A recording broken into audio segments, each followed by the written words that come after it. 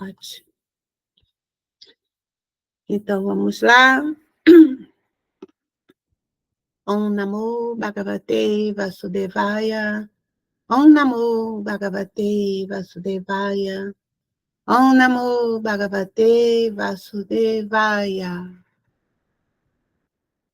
Nós estamos no capítulo 13. A natureza, o desfrutador e a consciência.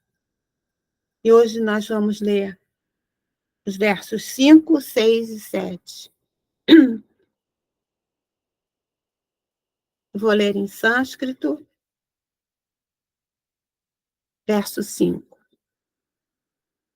Rishibir Bahuda Gitam Chandobir Vividai Prikta Brahma Sutra Padaschaiva Retumadbir Vinischitahi.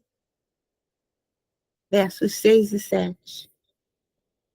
Mahabhutanya Hankaro Pudira Vyaktam Evacha Indriyani Dashaikam Cha Pancha Chendriya Gocharaha Ichadvesha Sukham Dukam Sangastas Chetanadrithi Etat Kshetram Samasena Savikaram Udatam.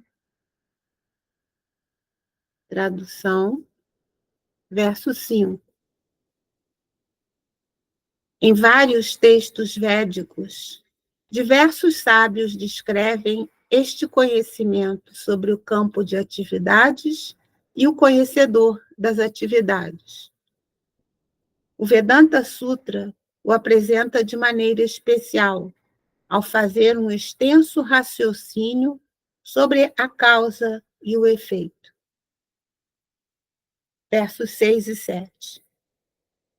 Os cinco grandes elementos, o falso ego, a inteligência, o imanifesto, os 10 sentidos e a mente, os 5 objetos dos sentidos, o desejo, o ódio, a felicidade, o sofrimento, o agregado, os sintomas vitais e as convicções, todos estes são considerados, em resumo, o campo de atividades e suas interações. Repetindo, verso 5. Em vários textos védicos, diversos sábios descrevem este conhecimento sobre o campo de atividades e o conhecedor das atividades. O Vedanta Sutra o apresenta de maneira especial ao fazer um extenso raciocínio sobre a causa e o efeito. Versos 6 e 7. Os 5 grandes elementos, o falso ego, a inteligência, o imanifesto, os 10 sentidos e a mente, os 5 objetos dos sentidos, o desejo, o ódio, a felicidade, o sofrimento, o agregado, os sintomas vitais e as convicções, todos estes são considerados, em resumo, o campo de atividades e suas interações. Hare Krishna. Bom dia, Namastê, Hare Krishna. Obrigado, Bhakti Vrindavani, pela excelente condução e a leitura. Om Agyana Timirandasya Gyananjana Shalakaya Chakshurum Militam Yena Tasmai Shri Gurave Namaha. Om. Esses versos têm muita informação. Realmente são versos de estudo profundo, mas aqui Krishna só dá assim uma geral, né? E, então, eu vou tentar explicar um pouquinho do que se tratam esses dois versos, que eles explicam que o primeiro verso, na verdade são três, né? Porque o segundo são dois em um. O primeiro, ele fala que os 24, sobre o campo, esse conhecimento sobre o campo de atividades, e o conhecedor das atividades, né? Então, e que o Vedanta Sutra faz um extenso raciocínio sobre a causa e o efeito. Então, o campo de atividades, o campo de atividades é tudo o que assim, é nosso corpo físico, nosso corpo sutil, todas as interações que vão ser explicadas nos outros dois versos. E, então, assim, a Bhagavad Gita, um dos conhecimentos assim mais importantes, mais fundamentais da Bhagavad Gita, por isso que se diz que é um conhecimento tão confidencial, é a diferença entre nós, né, e o corpo. Nossa natureza transcendental, nós somos almas eternas transcendentais à manifestação. E estamos sob o efeito dessa dualidade permanente, porque somos condicionados a esse personagem, né? Então, os Vedas, o Vedanta é um estudo mais elaborado dos Vedas. O Vedanta Sutra é uma escritura que dá uma explicação muito detalhada sobre essa dualidade. Em particular, o Sankhya Yoga também é um estudo muito detalhado sobre esse campo de atividades. Então, os Vedas fazem a distinção muito clara entre a alma, a super-alma e o corpo, né? Então, o campo de atividades que somos nós, na verdade, são dois se chama Kshetra. Kshetragya é o nome em sânscrito para o campo de atividades. Na verdade, há dois Kshetras. A alma individual e a alma suprema. Nós somos subordinados à alma suprema. Então, o campo de atividades, ele consiste em dois: a entidade viva individual e a entidade viva suprema. E está descrito também que a natureza da alma suprema se chama em sânscrito Anandamoya. Anandamoya é um ser que é pleno de Ananda, plena de alegria, de bem-aventurança. E a entidade viva, ela é chamada do desfrutador do campo, né? Ela é o desfrutador do campo. A natureza intrínseca da alma, de ser desfrutadora.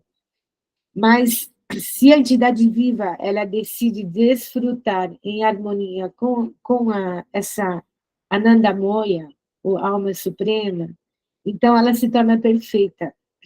Esse é o grande X, é o grande ponto dessa todo o problema da existência condicionada, né, desse samsara, é que nós estamos em desarmonia com a alma suprema. Então, essa frase ela é muito completa, assim, que a alma individual, se ela desfrutar em harmonia com Anandamoya, a alma suprema, ela entra em sintonia, ela se torna perfeita.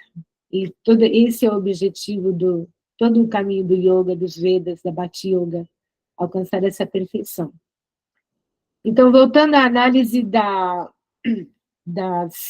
do campo, então, no segundo, terceiro verso, aí tem uma descrição mais completa, fala assim, os 5 grandes elementos, que são os Pancha Mahabhutas. Pancha são 5, Maha são grandes, Bhuta são os elementos, que são o éter, o ar, o fogo, a água e a terra.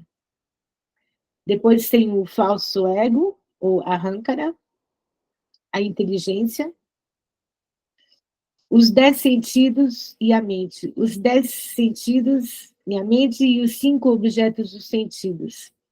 Em todo, depois tem o desejo, o ódio, a felicidade, o sofrimento.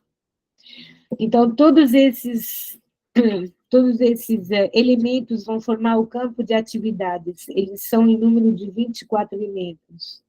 Então, tem os 5 sentidos para adquirir o conhecimento, né, que são os olhos, as orelhas, o nariz, a boca, a pele. Depois tem os 5 sentidos funcionais, que a Bhagavad Gita ela descreve como a voz, a voz, as pernas, as mãos, o ânus e os órgãos genitais. Depois nós temos os objetos dos sentidos, que são o olfato, o paladar, a forma, o tato e o som. E depois a mente, ela é considerada um sentido interno. A mente ela é considerada, se diz o sexto sentido, é um sentido interno. Depois tem o desejo, o ódio, a felicidade, o sofrimento. Essas são as interações, né, ou representações dos 5 elementos do corpo físico. E depois tem os sintomas vitais, que fazem parte do corpo sutil. O corpo sutil, como nós explicamos nos mantras acásticos, são a mente, a inteligência e o falso ego. Manas, Buddhi e Ahankara. Então, tudo isso, todos esses elementos, eles estão incluídos no campo de atividades. Na verdade, os 5 grandes elementos, eles são uma representação grosseira do falso ego. O falso ego, que é a identificação, a falsa identificação com esse personagem, a pessoa que você vê quando você se olha no espelho, né, que podemos chamar também de avatar. Então, primeiro é formado o corpo sutil, a mente, a inteligência e o ahankara, e depois eles é manifestado o corpo físico, ou grosseiro, né, que nos permitem ter a interação com essa manifestação, essa simulação. Então, o corpo físico, o corpo sutil, formam o personagem, que é temporário, impermanente, que dura 70, 100 anos, e que ele sofre por mudanças. O corpo, ele nasce, ele cresce, ele permanece um tempo, ele gera subprodutos, depois ele começa a se degradar, a decair, e finalmente ele desaparece. Então, nós podemos observar com a inteligência que o corpo, ele não é permanente. O campo ele não é permanente. O campo de atividades não é permanente. Mas o conhecedor do campo, que é o proprietário do corpo, esse é permanente. E somos nós, Atmas, centelhas divinas, eternas. Então, essa diferença de entender o conhecedor do campo, que é transcendental, que é a alma, e o campo de atividades, que é formado de todas essas partes, ele é temporário, ele causa sofrimento, ele é cheio de dualidades, ele é impermanente, e ele é, assim descrito nos Vedas, ele é uma simulação de realidade. Então, todo o objetivo do conhecimento védico, não só intelectual, mas realizado, é chegar primeiro a essa compreensão profunda, que nós somos transcendentais e que esse corpo, esse campo de atividades, ele é temporário, ele é causa de sofrimento, causa de ilusão, de ignorância, e nos mantém presos a este ciclo eterno de nascimentos e renascimentos de samsara. Então, é a única escritura fonte de conhecimento nesse mundo que te dá uma explicação tão profunda e tão clara sobre a natureza do ser vivo, a natureza dessa manifestação e a natureza do princípio Deus, ou a alma suprema, ou a suprema personalidade de Deus, ou a verdade absoluta, como você quer chamar esse princípio. Então, por isso que o sadhana ele é tão importante, porque o sadhana, junto com o conhecimento, ele te ajuda a trazer esse conhecimento de uma forma realizada, prática. Senão, só se você lendo os livros, vai ficar só na plataforma mental. Mas o objetivo da vida humana é tornarmos as almas seres autorrealizados e podermos quebrar definitivamente com essa cadeia do ciclo do samsara, tá bom? Então, eu vou parar por aqui. Muito obrigada pela atenção de vocês. Hare Krishna, Krishna Krishna, Hare Hare, Hare Rama, Rama Rama, Hare Hare. Ó energia suprema, amor divina, desperta-me, eleva-me, envolve-me, protege-me. Hare Krishna. Namaste, Om Shanti, Om Tat Sat, Hare Krishna.